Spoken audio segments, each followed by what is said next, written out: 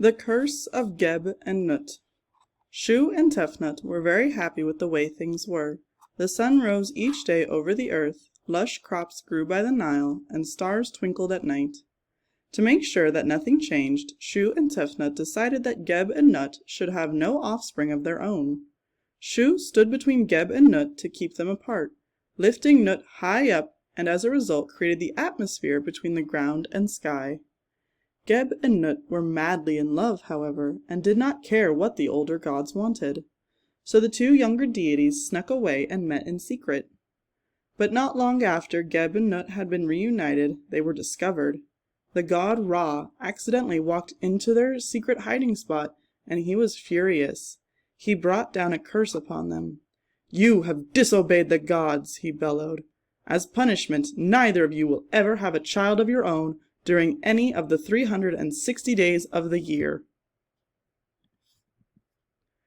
Now Ra too had a son, the god Thoth. Thoth had no mother since he had been born from the lips of his father alone. He had the body of a man, but the head of a majestic bird known as an ibis with a long curved beak. He was also particularly clever. Thoth thought it was unfair that Geb and Nut couldn't be together. So the god decided to see if he could do anything to help them. His cunning mind took note of the exact words that his father had spoken and realized there may be a loophole in his curse. Ra had said that Geb and Nut should not have any children on the 360 days that currently existed in the year, but he had said nothing about any additional days that might come into being. Thoth realized that if Geb and Nut wanted to have their own children, more days must be added to the year for them to do so. For all of Thoth's wisdom, however, it would not be a simple task. There was only one being in addition to Ra who could decide on the number of days in existence, and that was Khonsu, god of the moon.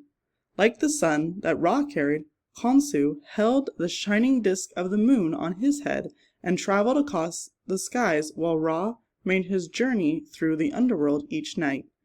Thoth therefore went to Khonsu to request his assistance. "Khonsu, have you heard that Ra has cursed Geb and Nut to not have children during the year?" Thoth asked. "For the love they share, will you add days to the year to help them?" "If you can prove that this is a wise decision, then I will help you," Khonsu replied. "Why don't we play a game of Senet to decide?" Senet was an Egyptian board game similar to backgammon and greatly popular among the gods. "If you win," Khonsu said, "I will give you 5 more days to add to the year." "And what if I lose?" asked Thoth suspiciously. Khonsu knew of Thoth's wisdom and had prepared his request already. "If I win," he said, "you must share with me all the knowledge of what happens in those shadowy corners of the universe I cannot see with my own dim light." Thoth agreed to Khonsu's terms, and so their deal was struck. A Senet board was set up and the two gods proceeded to play for many hours.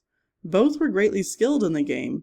So impressive was their match, the other gods gathered around to watch them play, exchanging guesses as to who might win. It was not until the very final move that the winner became clear. It was Thoth, whose cleverness was unparalleled, who claimed the victory. As promised, Khonsu added 5 extra days to the year, making 365 in total. In the extra days, Geb and Nut were free of Ra's curse and could meet again. On each of the extra days, Geb and Nut had a child. On the first day, their son Osiris was born, and their new parents were filled with joy.